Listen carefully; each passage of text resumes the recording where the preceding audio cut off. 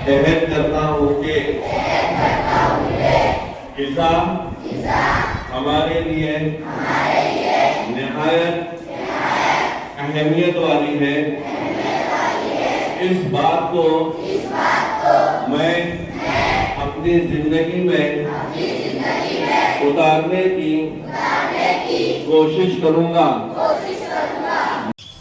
इंसान का घमंड तो देखो, उसकी छोटी सोच तो देखो। खुद को अकेला अन्न का हकदार समझता है, तभी तो उसको इतना बर्बाद करता है। हक है उस मिट्टी में कुचले जाने वाले जीव का, जिसने अपना जीवन देकर मिट्टी को उर्वर बनाया। हक है हर उस एक पानी की बूंद का, जिसने मिट्टी में दबे बीज को उपजाया।